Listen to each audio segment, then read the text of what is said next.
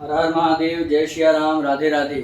आप सभी को, जो लोग भी दर्शक मेरे YouTube चैनल पर जुड़े हुए हैं, आप सब ने बड़े अच्छे तरीके से पढ़ लिया है कि किस ग्रह से क्या विचार करते हैं, कौन ग्रह कारक, मारक और बाधक होते हैं। अब बात करेंगे कि ग्रहों से जो जो विचारणीय बिंदु हैं वो तो हम देखेंगे ही।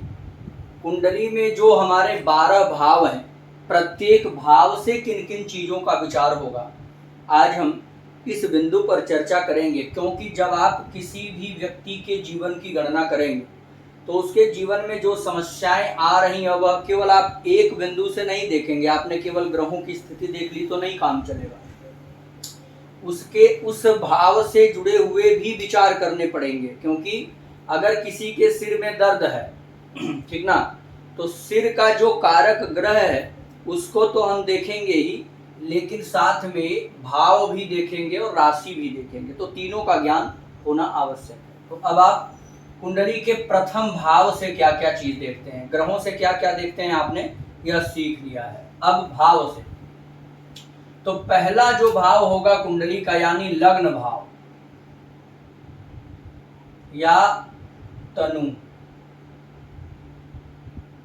लग्न या तनु भाव भी इसे कहते हैं, प्रथम भाव भी कहते हैं। तो पहले भाव से शरीर का रूप रंग, जातक कैसा होगा, दिखने में उसकी पर्सनालिटी कैसी होगी, गोरा होगा, काला होगा, पतला होगा, दुबला होगा, ये शारीरिक बनावट, शारीरिक संरचना भी प्रथम भाव से देखने को मिलेगी आपको। तो शरीर का रूप रंग, शारीरिक सबलता और दुर्बलता, जैसा हमने बताया कैसा होगा दिखने में, उसका तेज और मस्तिष्क, सिर का भाग होता है पहला घर कुंडली का। व्यक्तित्व कैसा होगा, उसकी आत्मा, सुख और निवास स्थान, यानी प्रथम भाव से आप यह डिसाइड कर सकते हैं कि व्यक्ति जहां पर रहता होगा, जहां जन्म लिया, वह स्थान कैसा है। प्रारंभिक शिक्षा, जब आप पढ़ना सीखते हैं तो उस समय की जो शिक्षा है वो प्रथम भाव में आ जाएगी। सौभाग्य, सौभाग्य शब्द से ही आप स्पष्ट करिए कि भाग्य का 100 गुना फल, यानी यदि नवम भाव कुंडली का भाग्य भाव है तो लग्न सौभाग्य है। सब प्रकार का सुख, जीवन में समस्त सुख, घर का सुख, गाड़ी का सुख, जमीन का सुख, मकान का सुख, बच्चे का सुख, बुढ़ापे में सुख, सारी चीजें आप प्रथम भाव से देख सकते हैं। स्वास्थ्य आपका कैसा होगा, आरोग्यता, निरोगता का कारक, और इस भाव का कारक ग्रह सूर्य है। प्रत्येक भाव के अलग अलग कारक भी हैं। आपके कुंडली का कारक हमने कल आपको पढ़ाया, लेकिन हर एक भाव का अलग से कारक ग्रह होता है। आपने उस भाव को देख लिया, उसमें बैठे ग्रह को देख लिया, उस पर ग्रहों की दृष्टि देख ली, फिर भी उस ग्रह का अलग संबंध एक एक भाव से रहेगा जो उसका कारक होगा। तो पहले भाव का कारक हमेशा सूर्य होगा, चाहे उस भाव में कोई ग्रह बैठा हो, उसमें कोई राशि बैठी हो, लेकिन सूर्य भी प्रथम भाव में भूमिका निभाएगा, क्योंकि यहाँ का कारकत्व तो सूर्य को मिला हुआ है। आप इस प्रकार से समझिए कि जैसे कोई कहीं नौकरी कर रहा है, ठीक ना, तो वहां पर कोई संस्था खुल गई और वो मकान भाड़े पर ली है, संस्था खोल करके वह काम कर रही है, तो उस संस्था का जो मैनेजर है, जो वहां कर्मचारी हैं, वह अपनी सारी भूमिका निभा रहे हैं, सारा मैनेजमेंट देख रहे हैं। लेकिन एक विषम परिस्थिति होगी जब उस मकान का मालिक भी हस्तक्षेप किसी पॉइंट को लेकर के कर सकता है। तो यही चीज समझिए कि इसमें बैठा ग्रह पहले भाव में, पहले भाव का स्वामी, ये सारी चीजें देखने के बाद सूर्य को भी देखेंगे प्रथम भाव के लिए, क्योंकि ये हमेशा पहले भाव का कारक रहेगा।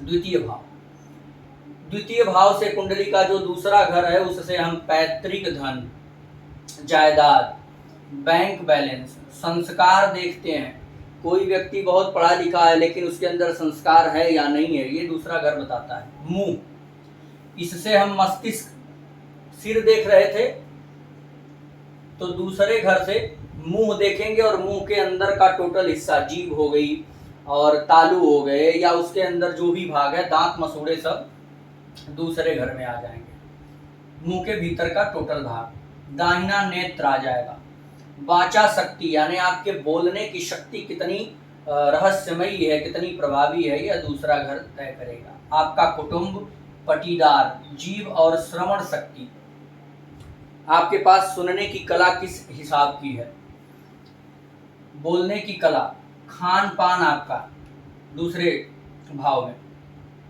खाद्य पदार्थ, स्वयं को चोट और जीवन साथी के मृत्यु का कारण है, यानी दूसरे भाव से हम जीवन साथी के मृत्यु का कारण भी पता कर सकते हैं। दाहिना अंग, मिडिल शिक्षा, क्रय विक्रय, मौसी का विचार, मित्रता, चोट का स्थान और ये बड़े मामा का भी कारक है। इसका कारक ग्रह बृहस्पति होगा, दूसरे भाव का जो कारक होगा वो बृहस्पति होगा। एक एक भाव के अलग अलग ग्रह कारक हैं, तो आप लिख लीजिए। प्रथम भाव का कारक सूर्य, द्वितीय भाव का कारक बृहस्पति होगा। तीसरा घर देखिए, तीसरा घर आपके छोटे भाई बहन का है। आपका पराक्रम, परिश्रम, क्षमता, साहस, धैर्य।